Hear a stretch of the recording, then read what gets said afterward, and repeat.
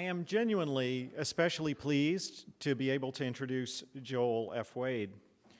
Joel's a psychotherapist and a life coach in Santa Cruz, California, and he's here to talk to us about something that I think means a lot to objectivists, and it means a lot in terms of the ability to control one's life, and that is using your mind to change your brain. Joel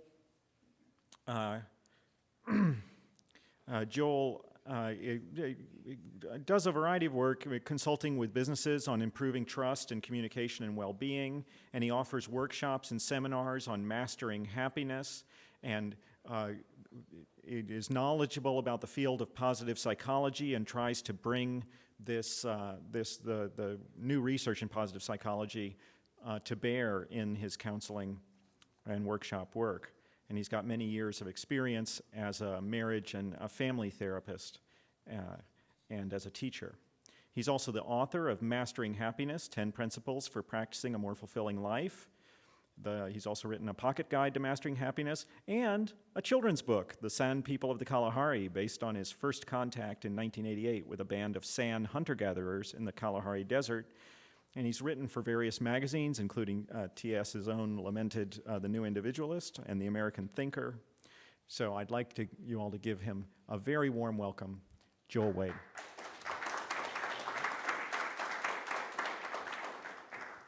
Thank you, Will. Thank you, everybody. So changing your brain with your mind is really about using your conscious awareness and your willpower to change your habits in your life. And what we found is that part of what this does is actually changes the circuitry of your brain. I want to start today by laying a foundation with a very bad idea that's come from some schools of psychotherapy and is also kind of in some ways an impulse that's natural to us, I think. And here's the bad idea. If we're unhappy or troubled as adults, it's primarily because of our parents or our childhood or our upbringing. Somebody did something wrong when we were growing up. And that's primarily the reason why we're unhappy or troubled as adults. Now, I'm not saying this to deny anybody's experience. Obviously our childhood influences us, affects us, but it's not the primary reason. In fact, the things that we choose to do as adults have much more bearing on our happiness and our lives as adults. So, in any case, this idea is very powerful. We see it in TV and movies and books, and it's culturally become a very strong theme. And I think it's done great harm to people. This idea is based on 3 premises, probably more, but I'm going to identify 3 of them. One is the blank slate, the idea that we're exclusively the product of our learning and experience. The second one is the noble savage, that we come into the world wise and good and free, and then other people and civilization mess all that up. And the third one is that there's no such thing as free will. Now, we're not blank slates. Certainly we're influenced by our experiences and learning, but we're also affected very strongly by our genes and luck and our own personal choices that we make, the decisions that we make. We're not noble savages.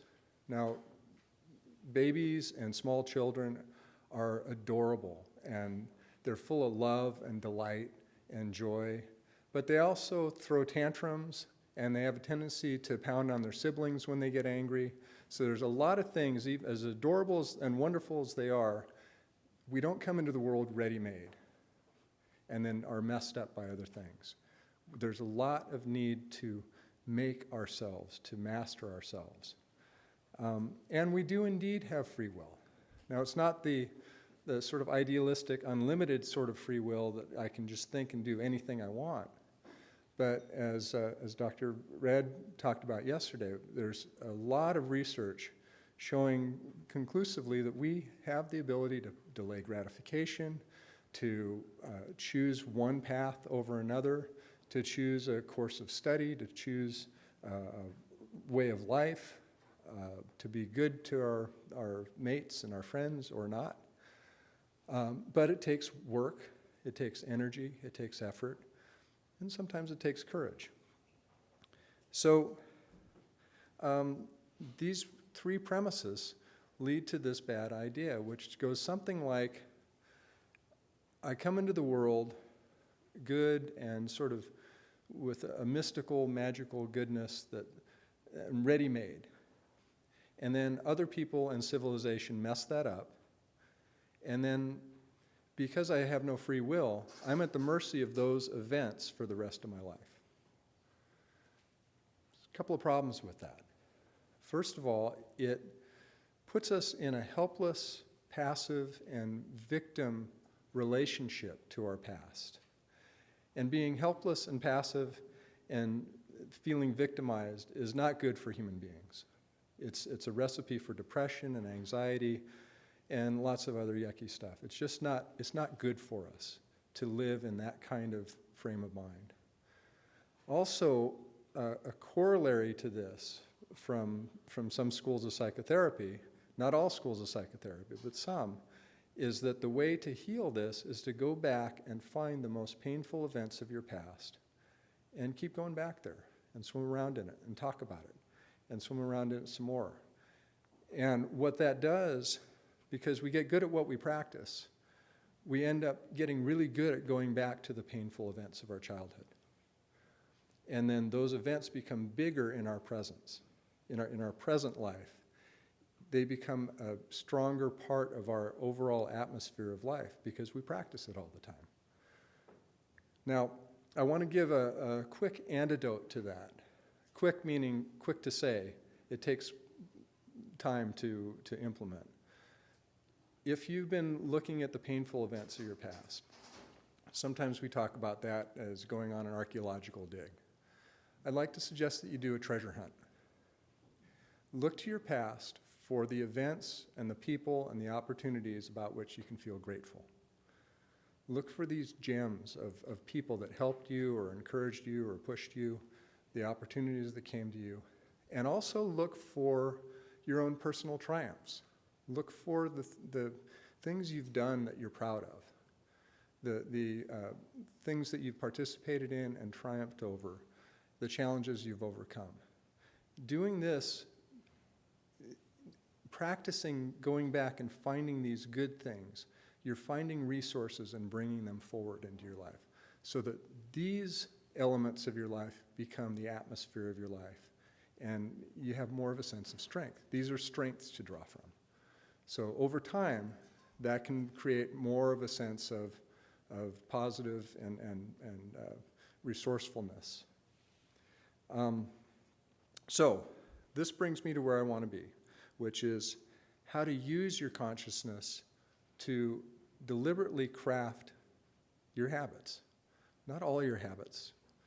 It's not worth changing all of our habits. It's too much time and energy. But changing the habits that that really will make a difference for you. Let me have you imagine a timeline. So beginning of life, the end of life, and wherever you are in here, let's say you had something really awful happen in your childhood, or just a difficult childhood in general. That's about like this in this timeline. So there's all this territory that's not your childhood, even if your childhood was truly awful. And yet, it's very common for people to have these events resonate throughout their life, or for a good deal of their life. I remember at a family reunion some years ago, I had some great aunts who at the time were in their late 70s, maybe early 80s, and they were so angry talking about something their sister had done. They were really upset about it, and they said, yeah, can you believe that she did this? I can't believe, I'll never forgive her for that. It turns out they were talking about something that happened when they were around 12, about 65 years earlier. but it was as fresh as if it had just happened last week. We do this. And so why is that? Because in one way or another, what we're doing is we're revisiting these events, either in our mind by remembering them, talking about them, gossiping with our siblings about them 65 years later, or reenacting similar kinds of things in our current life. So somebody that's grew up in a violent household is more likely to find violent people to associate with. And then their relationship echoes the relationship with their childhood, and it keeps the sense alive that this is what life is about. Now, I'm not saying this in any way as a criticism. This is a very strong pull. We're all drawn to do it to some degree, and it's not an indictment of people that do this, even though I'm kind of poking fun at my aunts. It takes effort and energy to move out of that cycle. It takes deciding to use your will to do it. And sometimes it takes courage. Some of my greatest heroes have been clients I've worked with who have decided to change their lifestyle so that they're not reenacting what was so hurtful to them in their childhood. So it can take, why does it take courage? Because you're going into unfamiliar territory. As hurtful as the familiar territory might be, it's still familiar territory. It's safe in that quality of it. You know what to expect. When you step outside of that, you don't know what to expect. It might be worse. So it sometimes can take courage to break out of that. So I say this with much compassion and understanding for the process. But I'm also saying this because sometimes it just takes knowing that this is not good for you. I've had a couple of clients over the years who, just by me telling them, you know, that's not really good for you to go back and ruminate over this bad event, they go, oh, I didn't know that. I thought this was healthy. I thought this is what I was supposed to do to heal this, even though decades later it's worse than ever. It's still, they had the idea from somewhere that this would be healthy. So I want to say very clearly, it's not. Not that, I'm not saying this to deny or gloss over any bad events. It's not about pretending everything was just fine when it wasn't. It can be useful to understand where we come from, to have compassion for ourselves, to have a sense of understanding for ourselves and compassion for other people that go through similar things. But that's different than going back and reliving it and reminding yourself of it over and over. So, we can change our habits. We can change our circuitry of our brain. And I want to give you an example of one way that we know that we can do this. And it's from some great work by Jeffrey Schwartz, who's worked with obsessive-compulsive disorder. Now, obsessive-compulsive disorder it's a very difficult and very embarrassing kind of problem. It involves having thoughts or actions that you feel compelled to take, to think or to take, that really don't make any logical sense. They're irrational. There's no connection with them in the real world. But you feel compelled to take them because there's this sense of doom or the sense of that something awful will happen if you don't comply. It's almost like being in a hostage situation. Okay, if you do this, then you'll be okay. If you don't do this, then somebody you love will die, or you'll get some terrible illness, or an accident will happen. It's that quality of intensity. It's very intense. And because it's an embarrassing thing,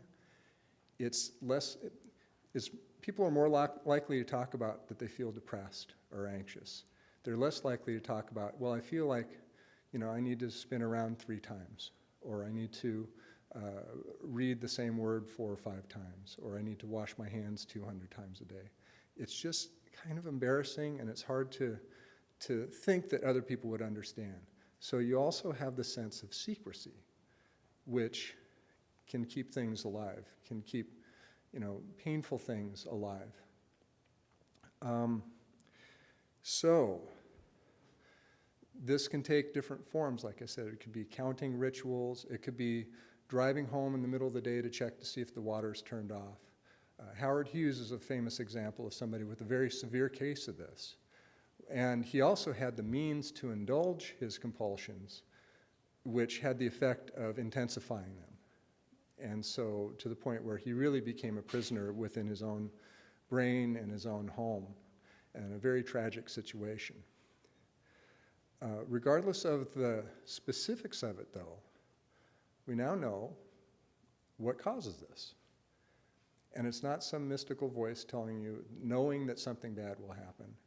And it's not an overwhelming feeling, and it's not something deeply meaningful or important or grave. What it is it's a glitch in a part of your brain. It's a circuit that's not functioning correctly, specifically in the part of the brain that shifts your attention from one thing to another. That's all. That's what it is. And so from this, the experience that people have is that I need to touch this thing 7 times, or some awful accident will happen, or I need to wash my hands or the germs will get into me and I'll die. These are all ways that our brain tries to make sense out of this. Our mind tries to make sense out of this feeling. So, it's not grave, it's not deeply meaningful, it's a glitch in our brain. How do we deal with this? Well, let me give it to you metaphorically first, and I'll be more specific about how we actually do. Imagine that you like to go for a walk in the woods, and there's a pathway, and on that pathway there's a lot of roots growing in the pathway. So every time you walk on the pathway, you're bound to trip somewhere or other. It's just inevitable. Every time you go down this path, you're going to trip somewhere. But you feel like you have to go down this path. This is the only path. This is where you've always walked, till one day you get sick of it and you decide, I'm going to take a different route. I'm going to find a place. This looks kind of flat over here with no roots. There's plants growing over it. And you start walking down that pathway. You start making your own pathway through this better area.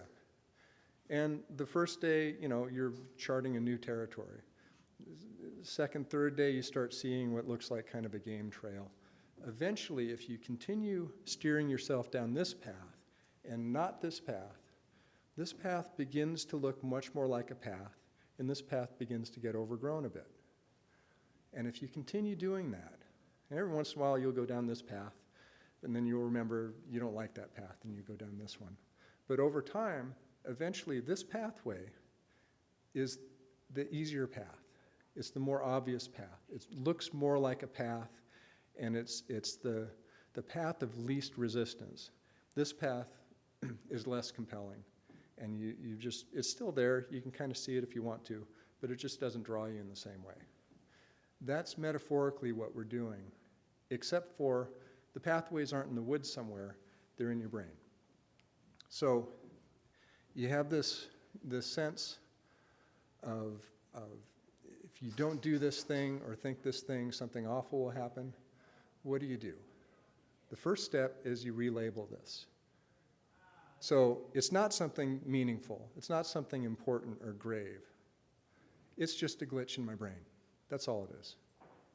It's just a circuit that's not good.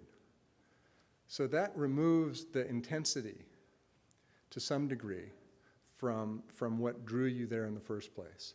Then the second thing you need to do is to refocus. So you aim yourself away from indulging that compulsion or obsession and doing something that you choose that's good for you, that you want to be doing with your conscious mind, something that you know will be better to do. And that's the new path. And so every time you feel drawn, you remind yourself, this is just a glitch in my brain, and I'm going to go this way. This is just a glitch in my brain. I'm going to go this way. This is not important. This is not meaningful. I'm going to go this way. And over time, you develop new a new pathway in your brain. Now, this is not magic. It's not quick and simple. It can take months. It can take, it can take a couple of years. It can take a while. But it's doable, and it works. I've been delighted to work with people using this, and it is effective. So we know that we can do this with something as intense as obsessive compulsive disorder. So what about our habits that we don't like, or habits that we want to build? Well, we know we can change our habits, and we know that there's a similar process to be done for this. So what I'd like you to do, I'd like to ask you to do something over the next few weeks, if you choose to. I'm not going to check in on you or anything. Is just begin to notice what your own habits are. And think in terms of what are your good habits that you like, your bad habits that you think aren't so good for you, and habits that you would like to develop. Now, as you do this, don't do it in a critical way or, trash yourself because, I should have learned that by now. Or that's not helpful. Instead, look at yourself like a natural scientist would look at a herd of wild animals. You're just watching them. You're just seeing what's there. The giraffes are eating the leaves from the tall trees. That's cool. That's what they did today. Oh, now they're getting a drink of water. That's cool. Look at yourself, study yourself in your natural habitat. Without judgment, just pay attention to what's true. This is what Nathaniel Branden would call self-acceptance. You're just looking clearly at what the reality is. You don't have to like it, you don't have to stay with it, but just look at what is in terms of your specific habits. And I'm going to come back to that in a little while and have something more for you to do. But first I want to talk a little bit about emotions. Emotions have different sources and different purposes. You can have more global emotions. You've seen people that are just angry people or scared people or sad people. And they walk around within these emotional qualities. And that's not a reaction to anything that's actually happening. That's something that they're carrying around with them, that they're practicing in a way. Sometimes with clients, what I'll ask them to do with emotions like that is to let them know that they're not that.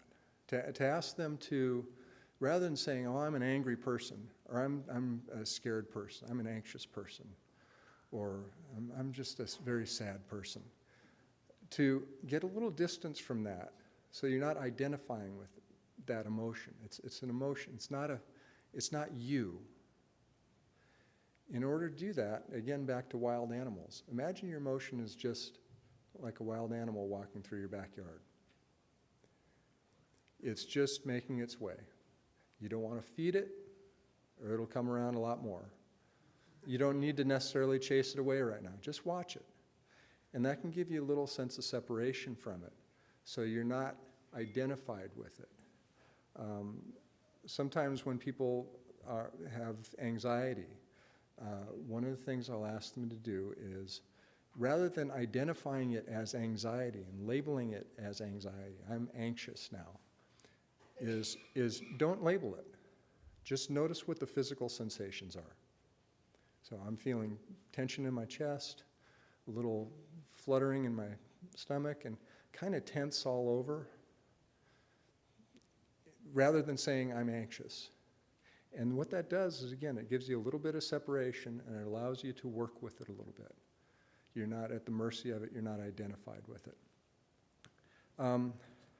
Another way emotions can work is they can be responses to actual events. And they can be more or less accurate depending on your interpretation of those events. A long time ago, when my wife and I were first together, now when I concentrate, I kind of furrow my brow. And she thought it meant I was angry. So she'd be telling me something, and I was really interested, and I'd be paying attention to her.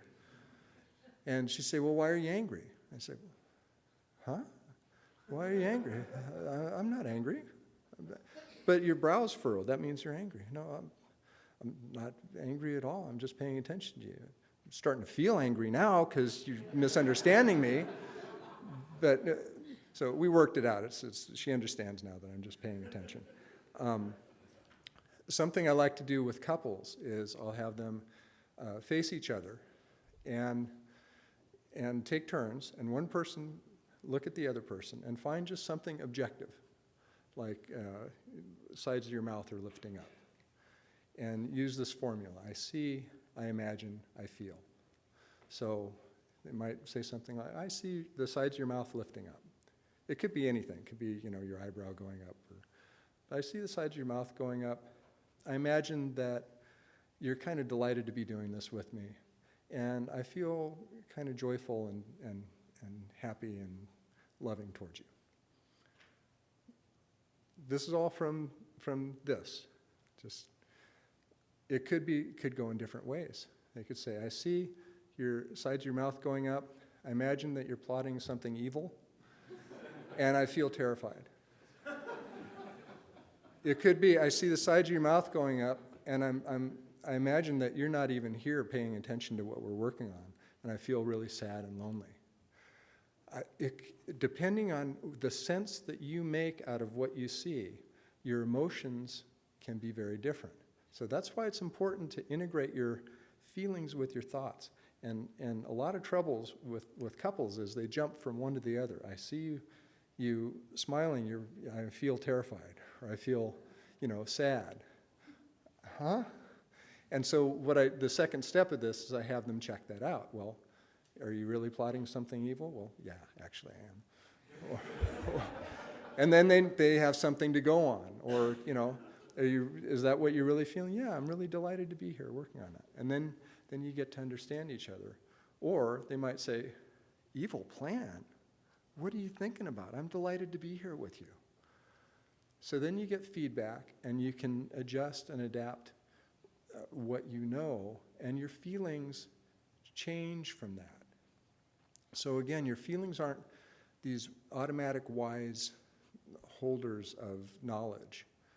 They're complicated, and it's important to use our minds to understand what's going on with them. Now, another thing that can happen with emotions is you can have feelings like a feeling of craving, like it'd be so wonderful to have some chocolate right now, or a cigarette, or some ice cream.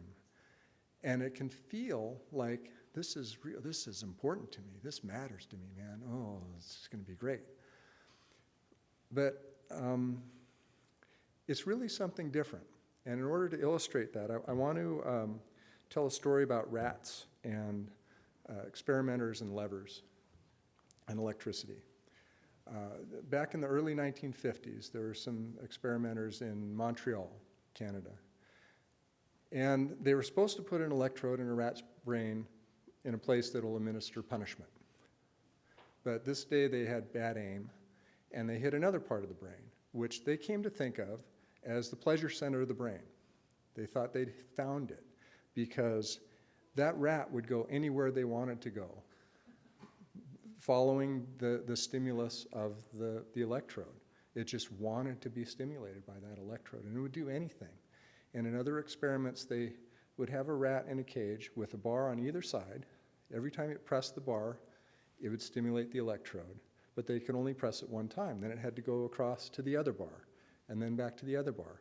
But between those was an electric grid. So it had to suffer the electric grid to get to the lever, and then suffer the electric grid to go back. And these poor rats would go back and forth until they couldn't go back and forth anymore because their feet hurt so bad from the electricity.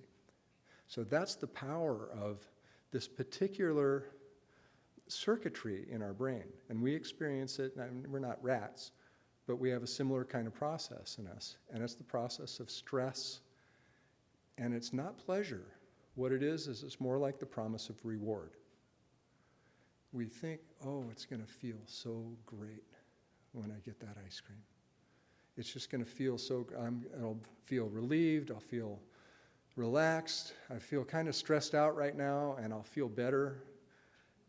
And what we're doing is we're crossing that cage and pushing a lever. And we do feel better for a moment. But then we need something again. And then we need something again. So these kind of feelings can also feel like they're you. I've worked with teenagers that smoke a lot of pot, and they say, if I don't do this, I don't feel like I would be who I am. I won't feel like myself. Sometimes when people are used to really following their emotions, they think, if I don't get angry right now, I'm not being me. I'm not being genuine. I'm being phony if I don't react with anger now. It's not true. It's just a reaction that you've identified with. And so this stress reward cycle is a very powerful force in us. And I suspect that when you look at your habits, some of the ones that you'll look at, I wish I didn't have that habit, are going to be something like this cycle. And I'd like to do something right now that, I'd like to ask you to do something that'll help you get a sense of this. It's not anything intrusive. If you don't want to do it, don't worry about it, don't do it. But it's going to involve asking you to do some breathing and imagining a couple of things and paying attention to your physical sensations. So, first thing I'd like you to do is close your eyes, or you can leave them open if you're not comfortable doing that, and just slow your breathing down. Pay attention to your breathing and slow your breathing down to about 4 to 6 breaths per minute. Now, you don't have to keep strict time on this. Just count to 10 or 15. And make sure you're comfortable doing this. Don't get yourself in a discomfort, place of discomfort doing this. Just slow your breathing down. And as you do that, notice what you sense in your body. Just purely physical sensations. It might be tension, you might notice relaxation, or warmth, or cold, or heat, or you might notice some vibration somewhere. It could be anything. It might be very, very subtle for you, and it could be in just one or different parts of your body. Just notice whatever it is.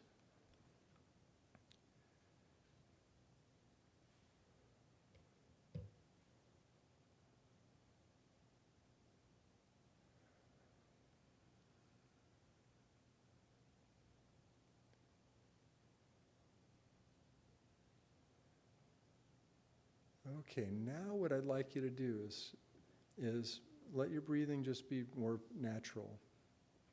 And think about something that you crave.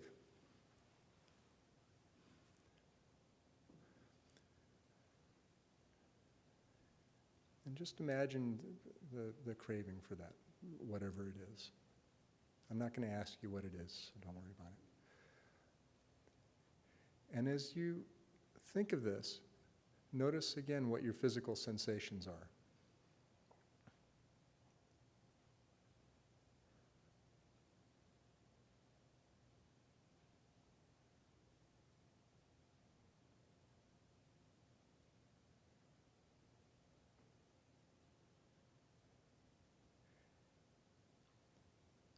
And particularly notice if there's anything different from before.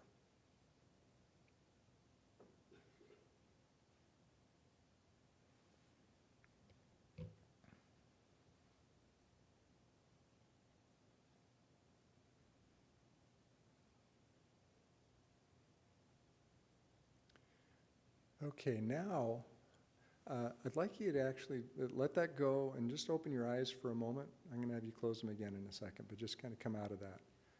And close your eyes again. And now I'd like you to think about something that's truly pleasurable for you, something that you look forward to, something you're happy to be doing, something that you're happy that you've done afterwards. something that's congruent with your values and your priorities and what matters to you. Something that just feels good to you all the way through. And again, notice what you sense in your body physically.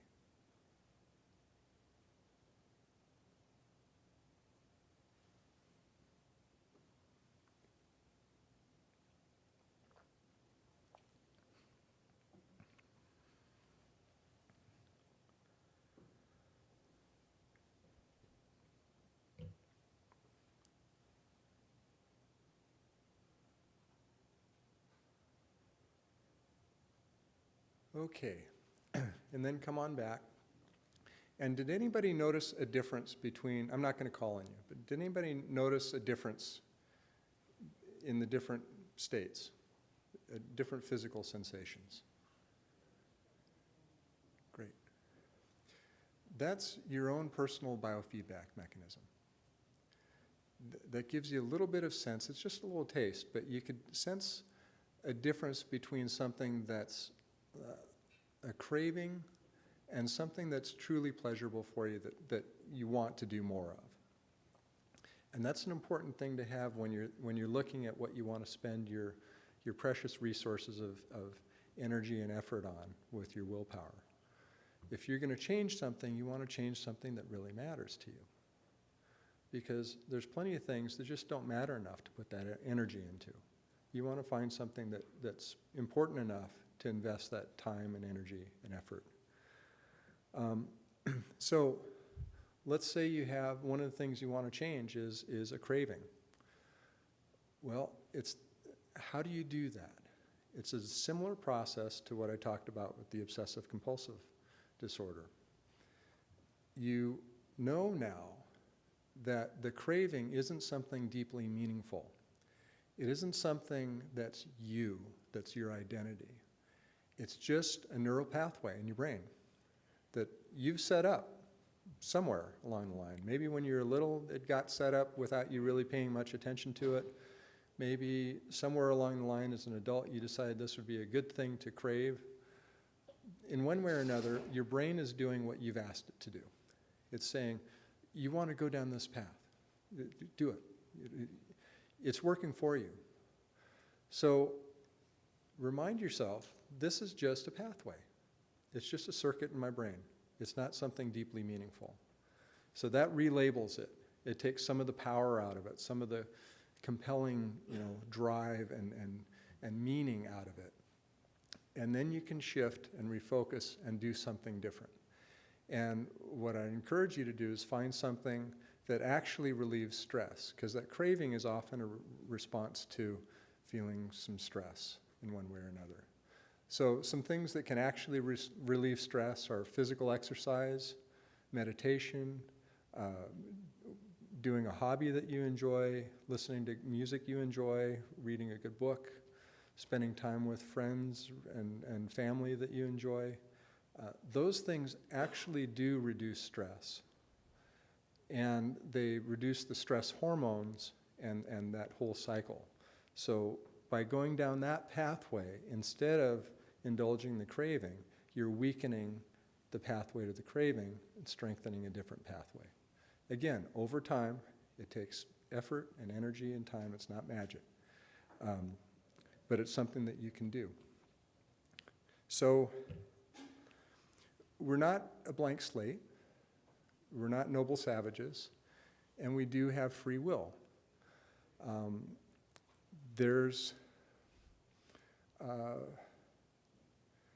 It's interesting when you think of the influences that we have of our childhood or our past, our experiences or learning, our genetics.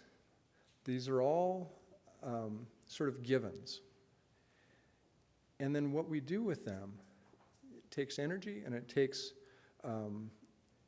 deciding something different than what probability tells us we should do. So our past experience and our genetics and other things draw us toward going a certain direction. But that's not the whole story. The story is, if something is meaningful enough to you and you know why you want to go in a different direction, You don't have to go like a pool ball hitting another one. You can decide, no, I'm not going to hit that pool ball. I'm going to go over here. We're not just automatic cause and effect critters. We can choose, but it has to mean something to us to do it. So as you pay attention to what your habits are over the next several weeks, think about what really matters to you. What are the big rocks that if you move them, it'll actually shift things in your life for the better? And pick one. Pick one and play with this. And know that it takes time and effort. But you can do it. So that's how you can change your brain with your mind. Thank you very much.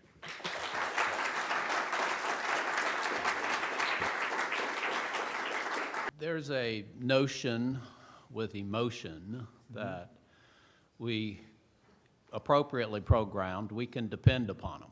Inappropriately programmed, they get us off track. Yeah. Can you comment on emotion versus habit and the same concept of how we program emotions consciously or subconsciously? Yeah. Well, I think we can never depend on them 100% to be accurate because there's too much going on. There's too many different inputs and possibilities but we can be more accurate about them. And one way is that exercise I told you about with the couples. The more you get feedback, especially when your emotions are in response to somebody else, it's so easy to think that we know what's going on in somebody else's mind, but I guarantee you, if you spent a minute in somebody else's mind, you'd be really freaked out. You have no idea what's going on in their mind unless you ask them and you have some feedback around it. So the more you get feedback and honest feedback about what's actually going on, you can sort of hone your perceptions and your interpretation of what's going on. But it's never perfect. I mean, that's, as a therapist and a coach, that's part of my training, is to check these things out.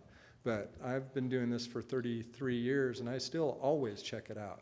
I say, I'm not sure. Is this what's going on with you? I don't say, well, this is what's going on with you, because I don't know. I might have a good idea, which is why I'm asking, but I still always ask. So just.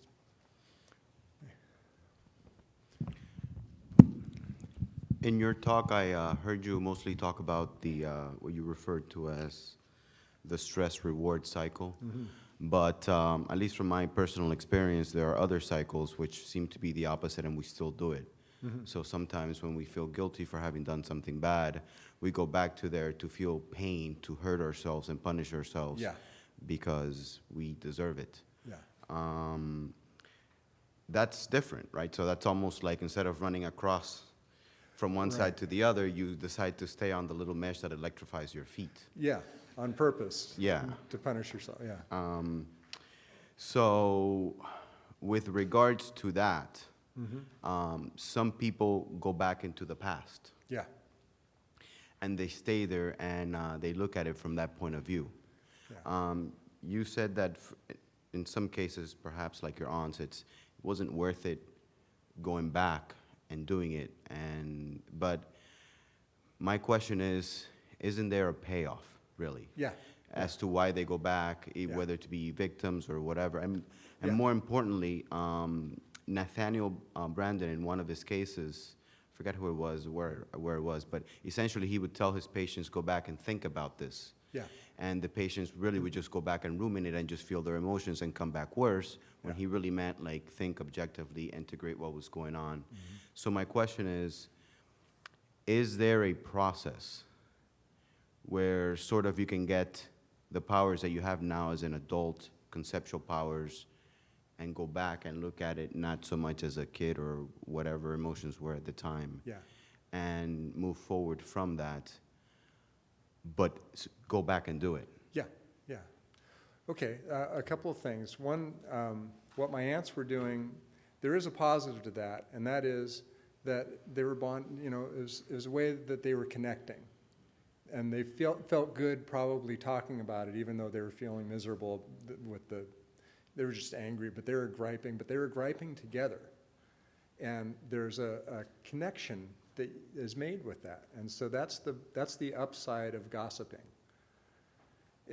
There's too much downside to make it worthwhile if you put it on a balance sheet. But it does have there's that payoff. Better to gossip positively about people. Then you get the best of both worlds. What about the times when there isn't, when you're really just punishing yourself? Well, then I mean, my first thing is, well, don't do that. I already know that. Yeah, it hurt, doctor, it hurts when I do this. Well, don't do this.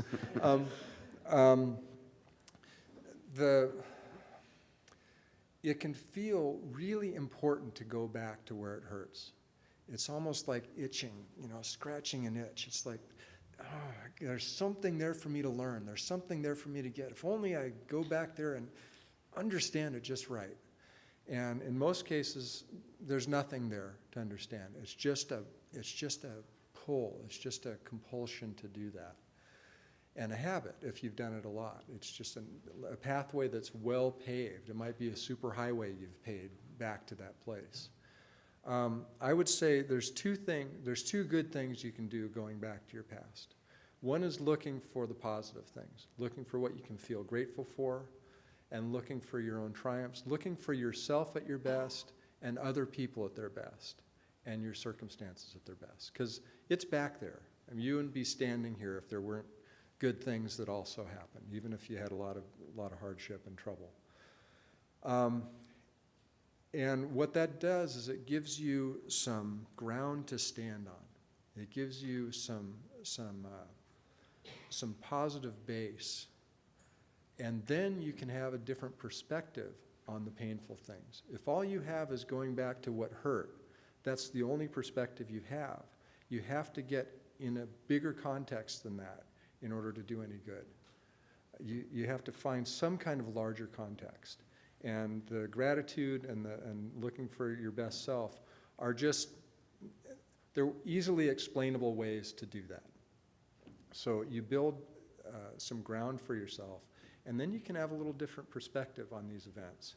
And then you can maybe look at them and learn something from them or understand something from them.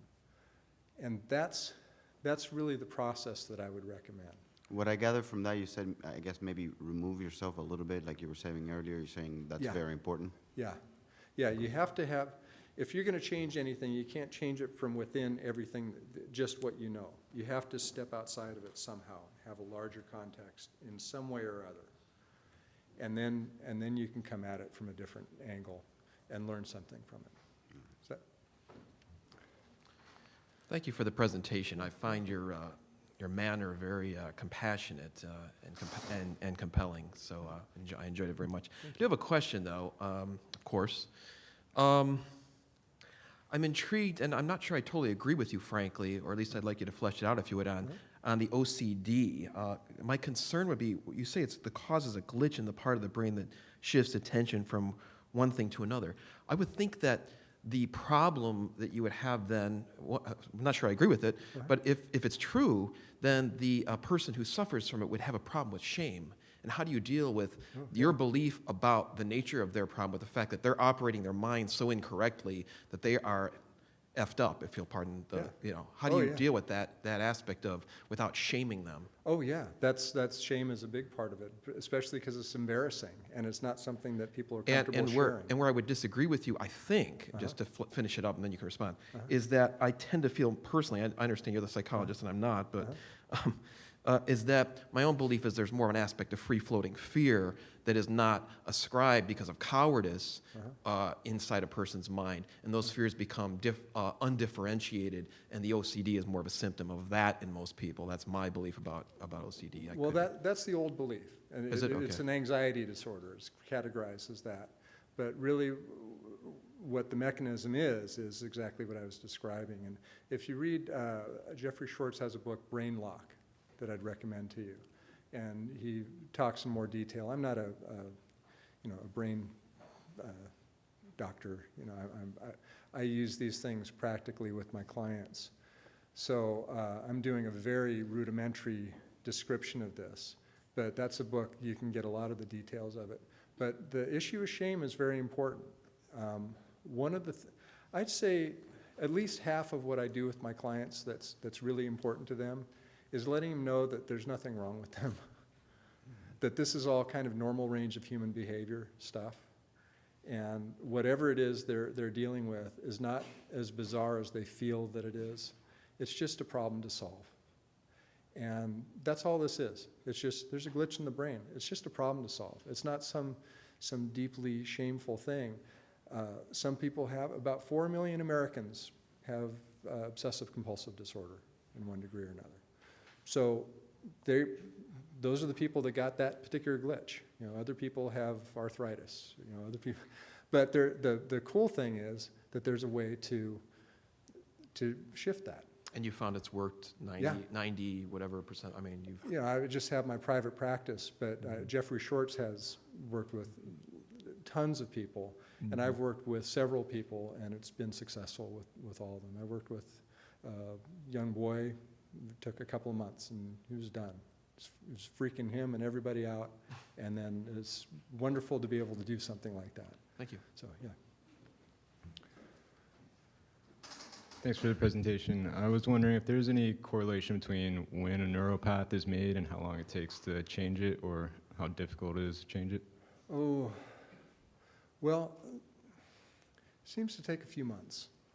But there's all kinds of different, I think William James had some estimate of it, you know, 100 or so years ago. It was a guess, and I've seen different you know, estimates of how long it takes to change a habit and change a pattern. But I don't really know for sure. But it's in that ballpark, Okay, a few months. thanks. Sometimes really quickly. It might be something simple, and, you know, just deciding to do it or being aware that you're doing it, it's just not worth doing it anymore.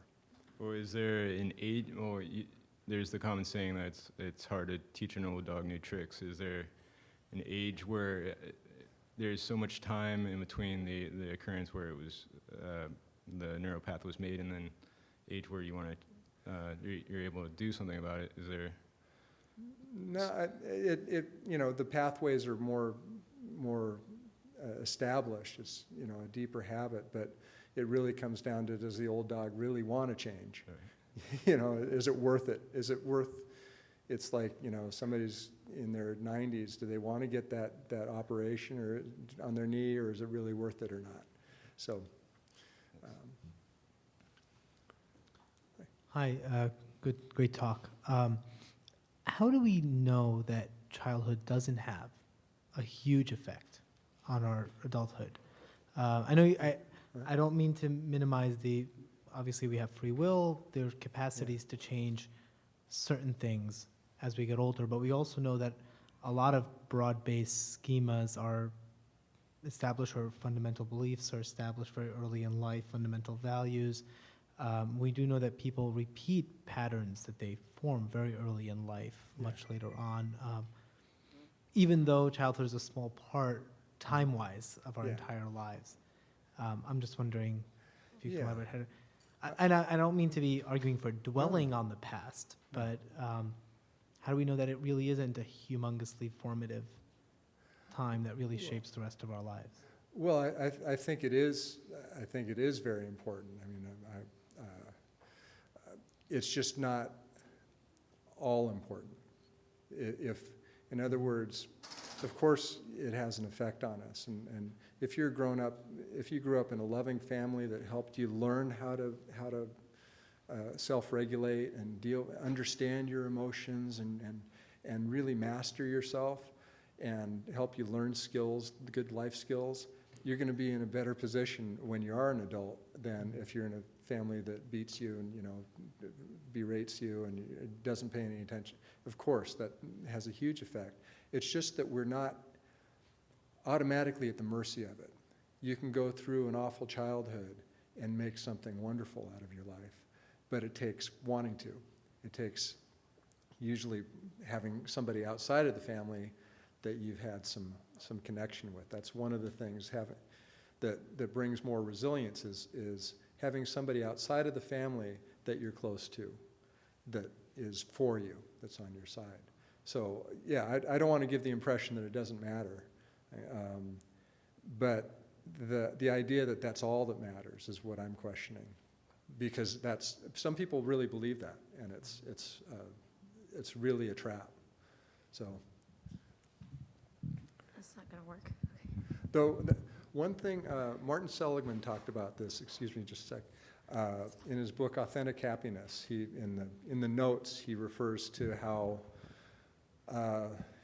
in relation to happiness as an adult, just overall happiness, he couldn't really find any correlation, much less causal correlation between experience in childhood and happiness as an adult. But that's one quality of it. So that's something to check out and check the studies for. Because I'm just going by what he says there. And that's kind of the research that I've found too.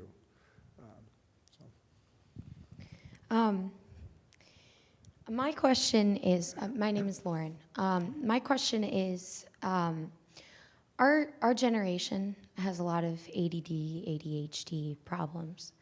And this tends to cause a lot of anxiety. The two basically go hand in hand. And people who are coping with ADD are taught to make lists, to keep track of things.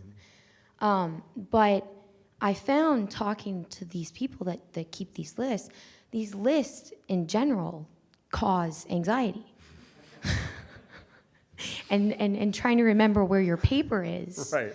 that has the list. Yeah, and then the other paper that And has remembering the to other list. bring it. And basically what my question is that how do you balance trying to be successful by keeping these lists and keeping track of everything that's going on when you have ADD and not getting anxiety? So That's- I know it's a tough question, but Well, it's a big question. I know, I'm generally not, there's a place for medication and generally short-term for things, but ADD is one of the things that, for some people, it really makes a big difference. one of the issues I have is actually that the medicine in and of itself, the problem with it is that you can't remember to take the medicine. Right. And also, I find that when you take it, it kind of mellows you out in a way that makes you feel anxious. Yeah, yeah. So Well, the thing about the medicine for ADD, as I understand it, I'm no expert on this. I mean, I'm not a medical doctor. I don't prescribe drugs. But usually you know what the side effects are right away with this particular kind of medication. But in general, let's go in a different direction here to something I know a little more. You want to find what works for you. And one of the big problems looking at medication, again, though I said I was going to stay away from it, a lot of young kids are being put on things like antidepressants and anti-anxiety medication and stuff, really young. And what that does, I think, is it keeps them from learning how to master themselves. And when you're growing up, part of your job is to figure out, okay, I tend to get kind of sad or depressed. How am I going to deal with that? I tend to get anxious. How can I deal with that? How can I wrestle with that and make sense out of that and function well with that? Or whatever the struggle is, we all have something that is a challenge for us. And childhood, ideally, is a time when you get to wrestle with that while people that love you are looking over with you, taking care of things. So part of the problem nowadays is the rate of depression and other mental problems in college students is 20 times what it was when I was in college. And I can't help but think part of that is because they didn't have to struggle. Some of them, because there's a certain degree of them that were on medication or in some way didn't have to struggle with that. And so here they are away at college, they forget to take their meds, and they don't know how to do it. And so there's a struggle to life that's important. It's really important to wrestle with things. And that it doesn't just come easily, but you have to really look at it and struggle with it. And so what you're talking about, I think, is a matter of, okay, some people say to make lists. Some people say to do this or to do that. Okay, I'm going to try different things, but what really works for me? You know, what works better? Well, these lists just make me more anxious, so that's not good. But maybe a little bit of a list, or maybe a certain kind of list will be a little more effective. One of the, Ned Hallowell is somebody that I've recommend about ADD, ADHD. He's written several books, and he says one of the best treatments for it is love, is the human contact and relationships. You know, the more human contact, it sort of grounds you. It keeps you centered and grounded. And he deals with ADHD himself, and it's a process that is helped by that kind of contact. So I'd say just keep searching, keep looking for what actually works, and try different things. This is a short, quick answer to a big question. Thank you. That was really helpful. Thank you.